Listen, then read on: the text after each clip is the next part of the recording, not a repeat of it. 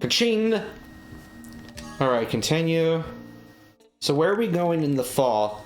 Okay, Alola. Alright. Oh crap, I already bought the diary, so I wouldn't be winning that, but I'm gonna go through it for completion's sake anyway. Okay, so I got Turbo Spin Clubs, and then Big Air Ball. I'm gonna compare and see what I get against Standard. Okay, so Big Air Ball. Obviously there's, you know, you add some power at the expense of control. Now, Turbo Spin, you lose impact, but you gain spin.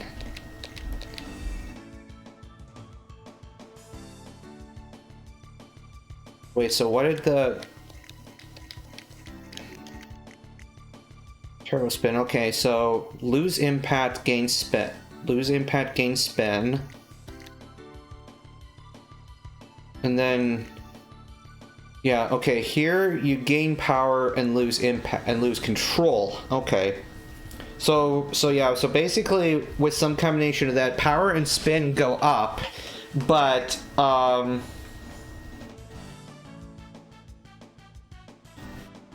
well, don't get too far ahead of yourself, Mario Bro. Don't get too far ahead of yourself, because you know, because that will not come into play until you get to the point where you actually unlock Boo for PCG and Bowser's. Now, you're probably at the point where you might be getting Boo in time for Badlands, in which case, absolutely, you know, you will want to look and see where good routes are.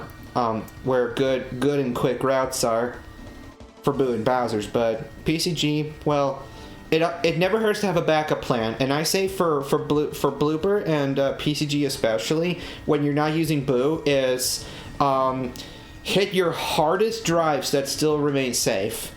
You know, be assertive and try to keep your power shots. You'll almost always be using power shots off the tee, so you'll need to be keeping them. And doing so will make getting green and red on the par 4s so much easier, if not just possible outright, and that you probably wouldn't be reaching certain greens in regulation without power.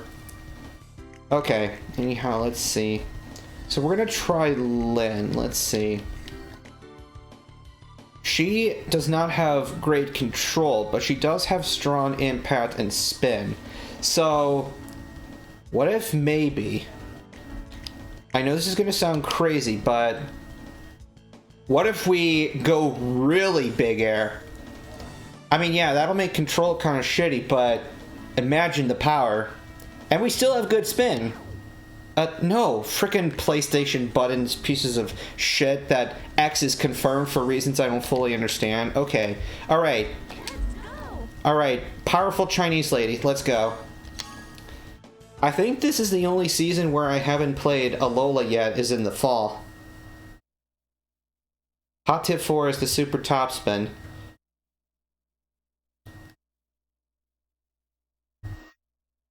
Interesting, okay. So, and then super top spin is like if you hold down during the first half of the swing and then hold up at the whatever stuff. Well, here, circle is cancel. I have no idea what triangle does, unless triangle also cancels.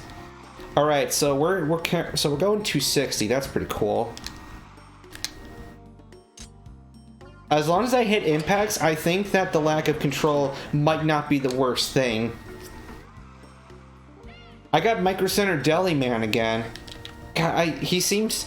yeah, that's the thing that confuses me, because I think the Japanese system makes more sense. And so I think that's the way it should be. You see, I didn't grow up with PlayStation. I've only acquired PlayStation, you know, now that like over the past like 10 years, now that, you know, it's super cheap. Like, you can get PlayStation consoles and games super cheap at secondhand stores.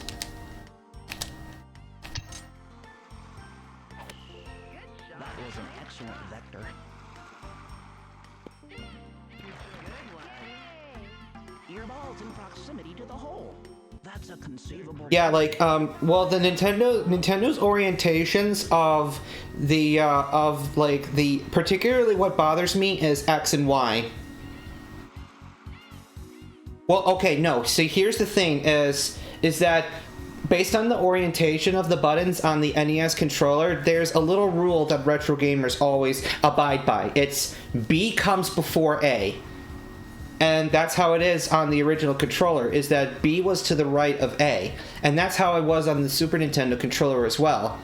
In fact, I'm trying to remember how the other buttons were oriented on the Super Nintendo controller. I know on the DS pad that Y is on top and X is on the side, which to me inherently makes more sense because I think of X as being like, you know, say the X plane on the Cartesian on like Cartesian coordinates, and X goes across, whereas Y goes up and down. So it stands to reason Y should be on top. But no, Nintendo flips X and Y.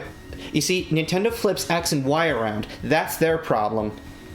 B and A I'm okay with because that's their rule. B before A. That's been standard for 35 years. So let's see. Side slope, slightly down, and stuff. A on the bottom just seems wrong to me.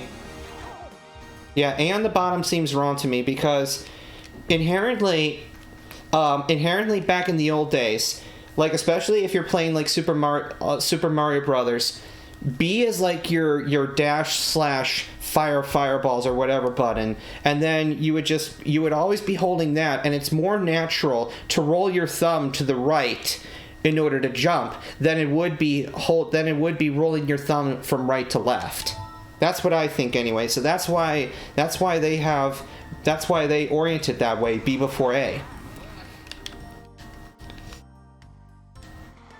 I don't know. You can tell that I'm a Nintendo person. That's how I've always grown up with. Because I was older, and so PlayStation wasn't around until later in my childhood.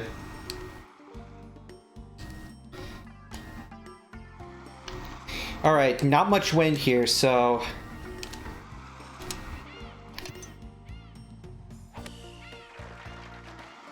Oh, GameCube controller.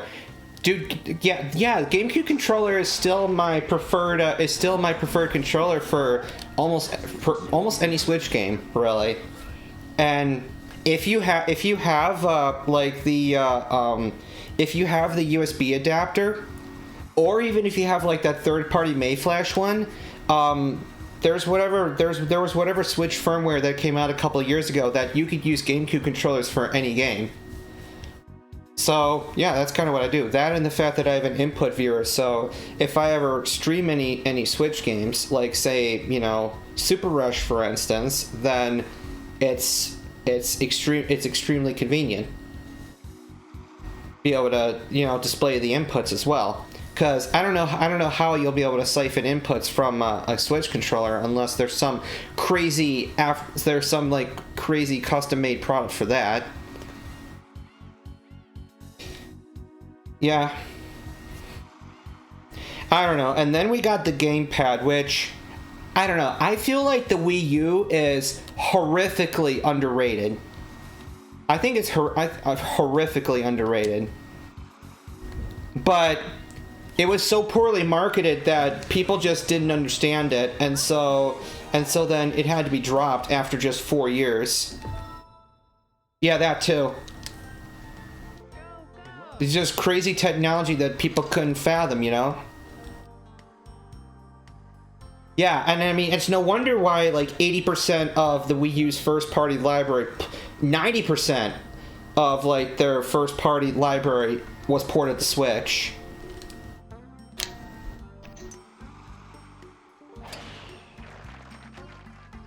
Yeah, I mean, okay, I think one way that they could have very easily remedied that is if they bundled Nintendo Land with the console, like and like whatever, and like the Wii Sports game, because I think people didn't know that there were Wii Sports games on Wii U, but they weren't bundled in.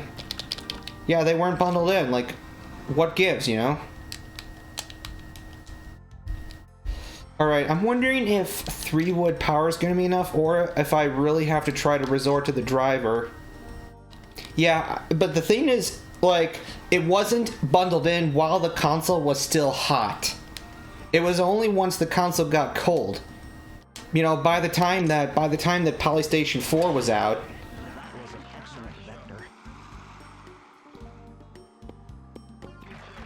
Alright, delicious shot. Yeah, Virtual Console's great. I mean, it can be a little inconvenient sometimes, but I don't know. And you probably could find yourself spending quite a lot of money quite quickly if you find a lot of good games, but alright, slightly uphill.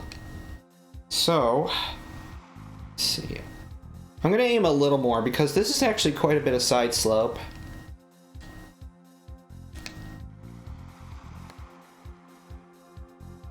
Either a little overhead or a little overaimed. Okay. Okay, good birdie. Darn, it's a little disappointing considering how good the second shot was, but wait, what the hell? Leaderboard is -3? Well, that's gonna taper off in no time, I hope. But alright, well, 3 for 3 so far here, so can't really complain, to be honest. Alright, do I really want to go all the way around? Well, probably judging by this green angle, I mean, maybe I do, but on the other hand, I should not be nearly close enough for those trees to be a problem. These trees here should not be a problem.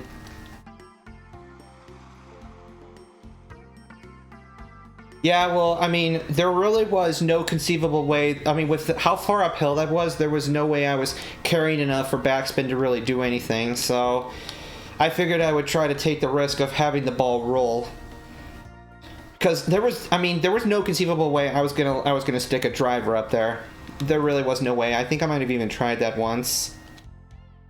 All right, so 45. I have a lot of power, but I don't have a lot of control. So as long as I nail impacts, then I think I'll be able to remain decently consistent.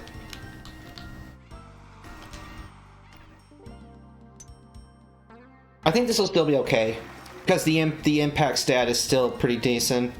Like, Lynn still has good impact, so as long as I stay inside the ping zone, then we won't have any horrific problems.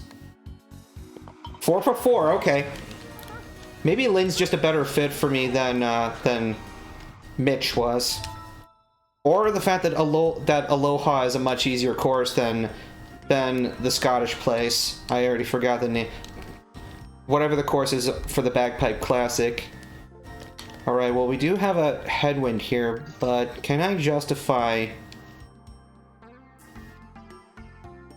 Well, since I don't use enough power shots anyway, I might as well use one here. Yeah, that should easily carry the water.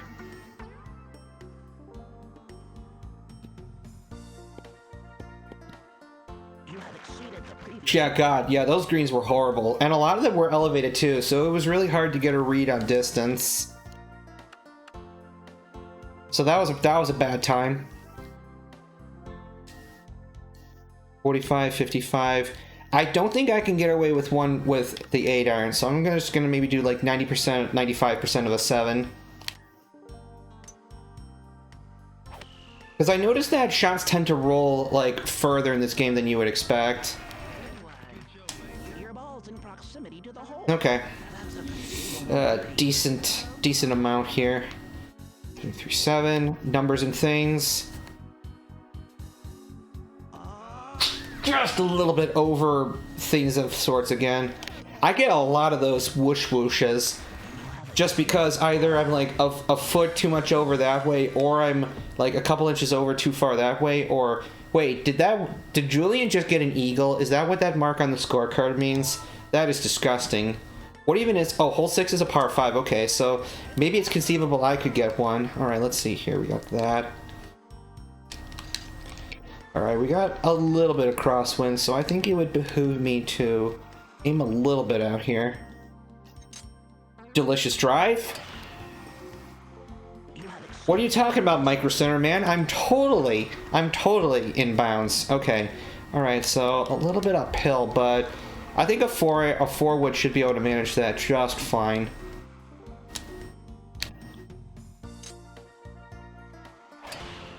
Shouldn't be any significant problems with this.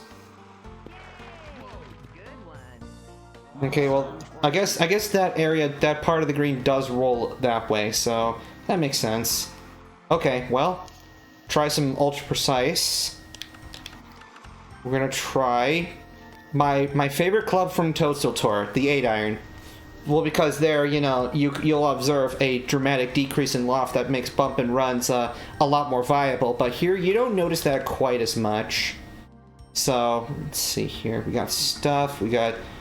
Yeah, the slope is definitely gonna do things, so... I do want to make sure I hit sufficiently hard. Okay, over-aimed slightly. Alright. Not bad, not bad. Let's just put it away. Simple birdie. Okay. Okay.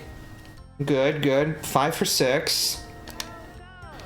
Alright, so this is the par 4. We got that. We got that. Maybe, yeah, I think pursuing this way is better. Yeah, this angle I think is better. Even though there's a rock in the way, but I can easily shoot over this rock.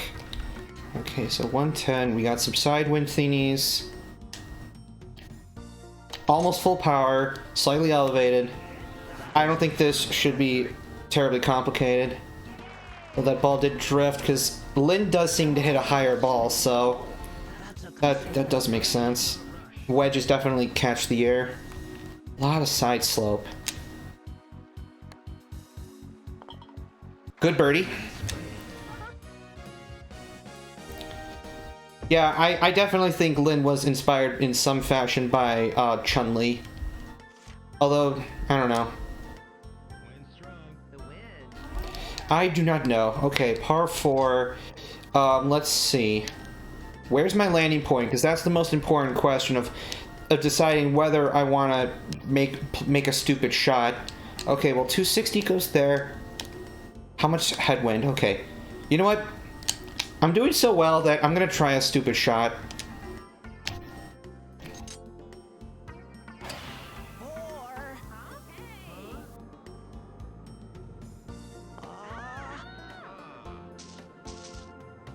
Okay. I'm not sure how stupid that was, but I am in approach distance. Alright. That was maybe slightly stupid. Alright, 3/4 and roll.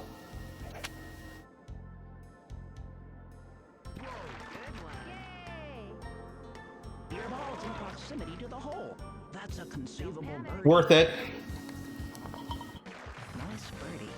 Yeah, I was thinking about that, but I've come to the idea that sometimes topspin is actually detrimental because it creates a lower lofted shot that might have proven counterproductive. But on the other hand, yeah, maybe I could have gotten a stronger kick out of it in spite of the reduced carry.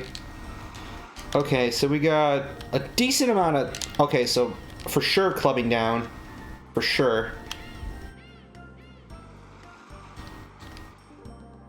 Yeah, pretty much. Though there is like a difficult to execute super spin system where it's similar in a way almost to like Tiger Woods, where you actually go the other way, you know, for the first half of the swing, and then you go the way you intend for the second half. And if you get perfect impact, perfect sweet spot, then you get a stronger spin effect.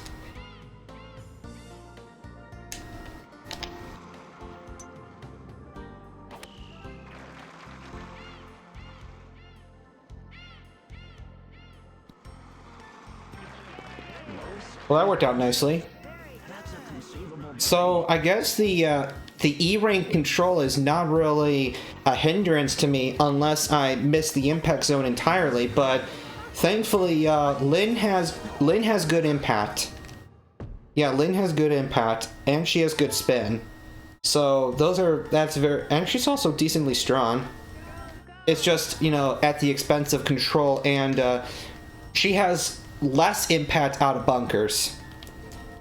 That's like a hidden mechanic that every character has, quote-unquote, a strength and a weakness that raises or lowers their impacts from those lies. And I think might also impact the, it might also alter the percentage ranges.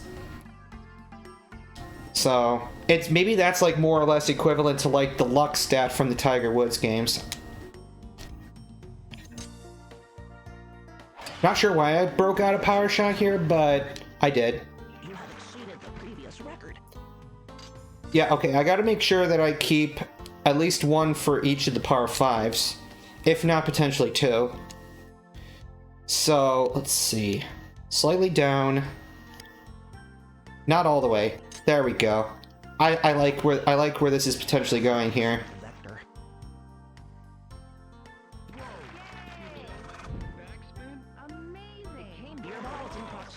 Ah, backspin. Indeed, yes. You can get some flames with sufficiently strong spin.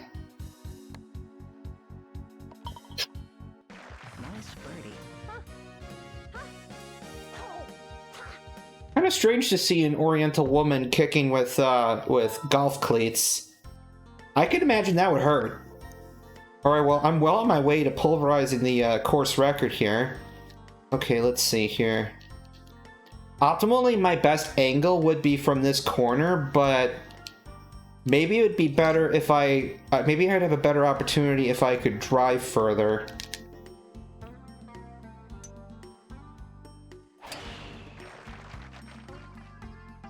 Okay, good. Still in the fairway. All right, 234 out. That's... Okay, so this is unfortunately where I'm basically forced to flirt with a tighter impact zone.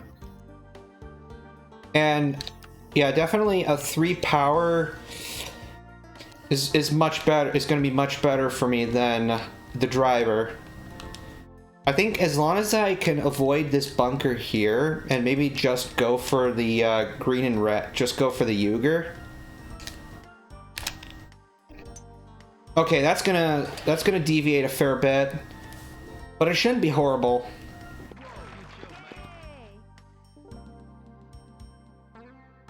I'm still on the green somehow. Okay, but a huge putt that doesn't look like it's breaking a lot, but I think it's just because with the larger grid, it means that things are kind of like quote-unquote diluted. So there's still going to be a decent amount of break at the end of the putt.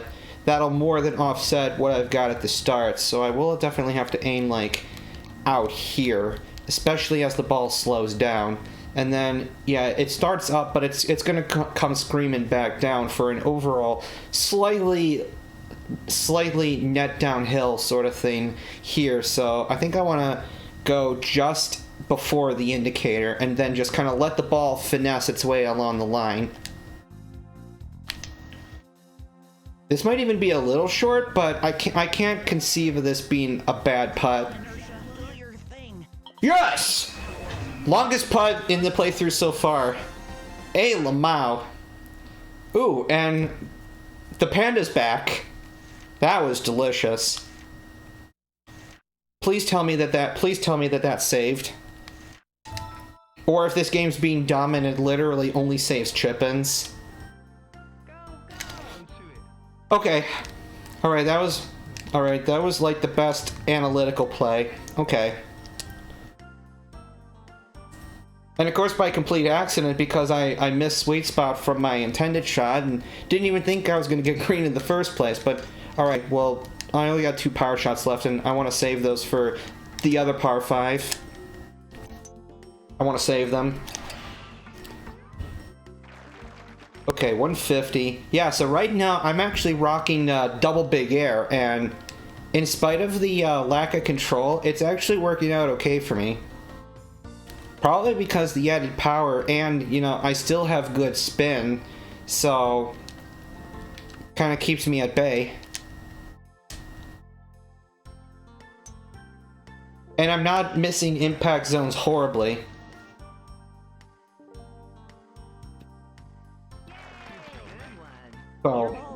Okay, 18. That's a little bit outside of my comfort zone, so it'll just be a matter of... Because I'm a lot more comfortable when putts are inside 15 feet. That's a lot of break.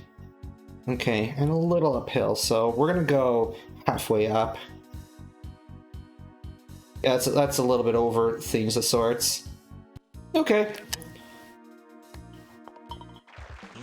But just the fact that I end up like right behind the cup or often within 3 feet of it is encouraging. It's encouraging. It means that the overall read itself is good, but just ever so slightly off. Okay. Slightly elevated, moderate crosswind. So we're gonna go like, yeah, Lynn hits pretty high, so we'll go like here. That's a bad impact mistake. I'm probably gonna be in the bunker actually.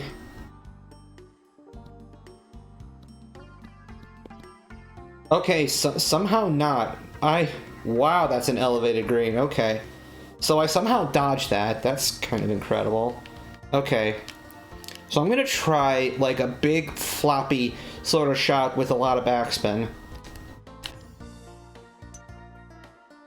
That's probably not gonna work out just because I didn't get the thing to the sword, and oh my, I got suboptimal things of the sorts. I got like the low end of the range, so that's unfortunate. Okay, so I'm gonna try the same thing but hit harder. There, now we're gonna get lots of backspin. Or so I thought. Okay. Oh, good lord. Goofy hole. Alright. Still kicking ass though. Oh, switch symbols. Okay, so yeah, circles are birdies and triangles are bogeys, and flat signs are pars. And then of course double circles and double triangles, which is sometimes how you'll see scorecards marked as well, like especially in Tiger Woods. You'll sometimes see the scorecards marked that way. Nice little swing plane there. Alright, and then that should easily go over the trees. Slightly up, 155. Yeah, this range should be no problem. Just gotta hit sweet spots. And I think I'm making my putts more difficult than necessary because I'm missing sweet spots. In spite of my good distance control. Okay, so that breaks a little bit. Want to make sure I get there. Clean, okay. I gotta say the cup itself looks good. Although with Toadstool Tour, the cup looks really damn good if you're playing through Progressive Scan. If not, then Toadstool Tour only looks okay. So I will always sing the praises of Progressive Scan, which is one unfortunate flaw with this game so far, is that like as of 2002, not many PlayStation 2 titles supported Progressive Scan. So you get an image that has like that combed look to it. And sometimes it'll appear as though when the image refreshes on alternating frames, it'll look like the actual picture itself is bobbing. And so sometimes that's why you see when on upscalers or deinterlacers, there's a setting called bob, and that setting kind of blends the alternating images together so that the image does not appear to bob. But I'm running this through a RetroTink 5X, and yeah, I'm running this through a RetroTink 5X, which is one of my it's one of my best investments as far as gaming goes. It improves retro gaming so much. I kid you not. So in spite of the fact that I do have component cables going through the PS2, the fact that the game inherently in and of itself is interlaced, but I mean, you probably wouldn't have been able to tell just by looking at this, just because, like, the fact that the processor is actively filling in those gaps in each frame.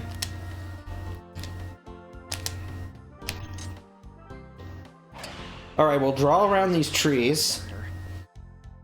Nice vector indeed. A Lamau dude, okay. Very good, nice little shortcut. Then I can just flop this over to the green. Nice sandwich.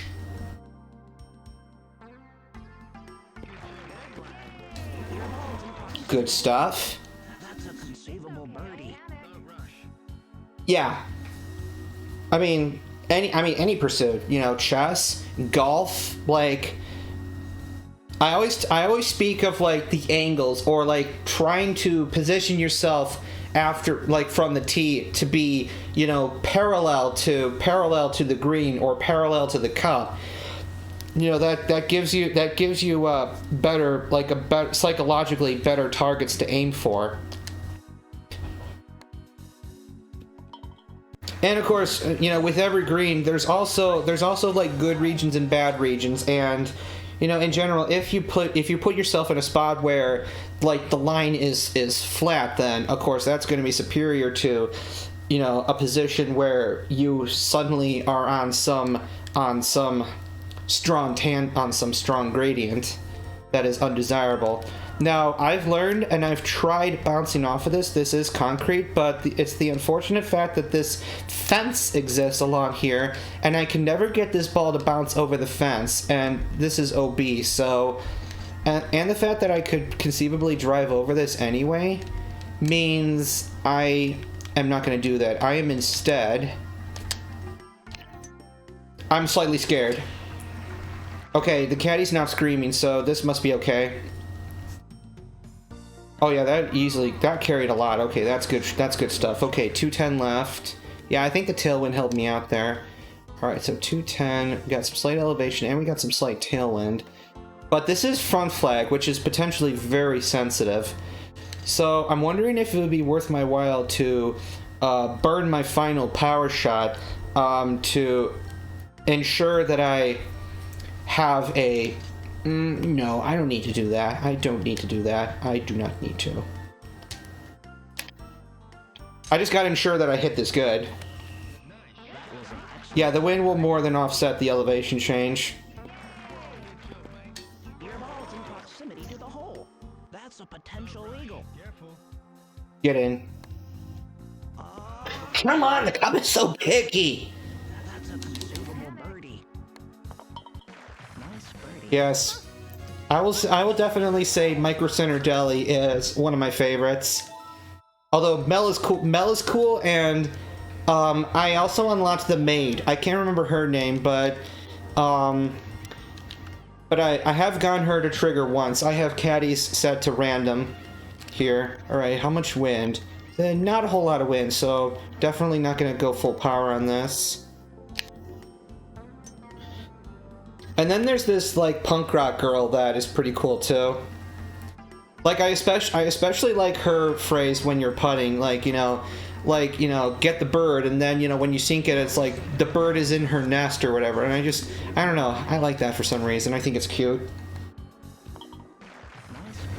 Nice hexagonal dimples. Which, wait a minute, if I look at this golf ball here, let's see, do we have? It's kind of hard to tell because it's blurry and zoomed in, but... Well, more or less, dimples on a golf ball are circular. They're not like hexagonal, but you know what's a convenient analog for... But you never see circular honeycombs, do you? You see hexagonal ones. And so basically, in a geometric sense... In a geometric sense, yeah, this is like a shitty Slazenger ball, so yeah, it's got circular dimples for whatever reason, so okay, yeah, that's a Callaway thing. Interesting. All right, 18th hole.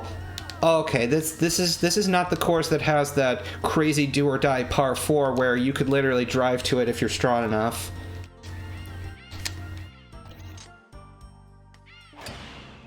That was an excellent vector. Yeah, I have a display case of a couple of collectionary golf balls, but it's in storage actually, so I don't really have a good place in my room to hang it. But I have a ball that is signed by Nota Begay III that I got from a friend, and I have a golf ball that is minted, monogrammed with a number 5, which I don't know how common that is, but I guess it just seems kind of odd. Because you know how golf balls are often labeled 1, 2, 3, and 4 to make it even easier for you to distinguish your golf ball among your foursome in the event that you happen to be using the same brand of golf ball. You could just, you know, say, I got number 1, number 2, or whatever, but I have a golf ball that has a number 5 on it. It's kind of weird, you know? Alright. I think this is a little undercut, because I wanted something closer to 3/4, but I got like the 7/8 thing, but approaches tend to roll slightly anyway, so okay. So this'll close off this nicely. -15, very solid performance, okay. Yeah, 13 was the only bad hole. That was that par 3 that was super elevated, and I just kept messing up, so that was good.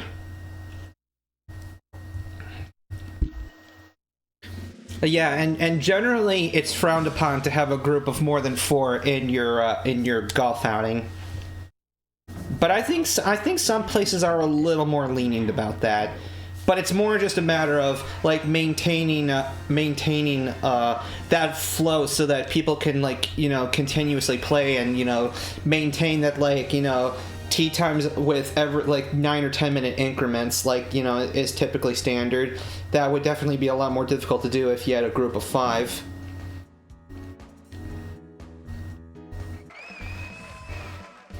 All right, so yeah, game records for sinking long putt. That was a 59-foot putt, which my previous record was 24 feet, which goes to show how difficult of a time I have with putting in this game. A lot of points. Stuff and stuff. Okay. All right. Let's see if I can top that off with. I have 10,000 points now. Holy crap. Okay. Top that off with item slots. No. Well, crud. Okay.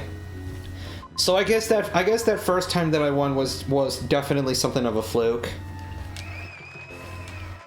All right. So I do have pro rank now, but. Ooh, and we got like a foresty course. Good stuff today. Let's see if there's anything new at the shop, which I would have unlocked the diary, but for whatever reason I just decided to like buy it, so.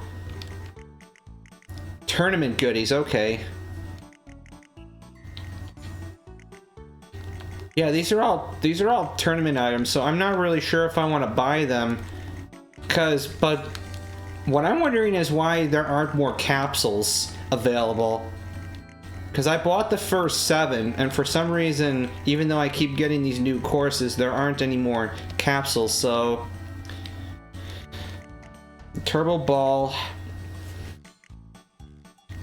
Oh, do I don't think I have that command anymore because I think now Twitch actually tells you how long I'm broadcasting, so that's what that used to do. So I've been broadcasting for 1 hour and 55 minutes, just in case for whatever reason it doesn't show that.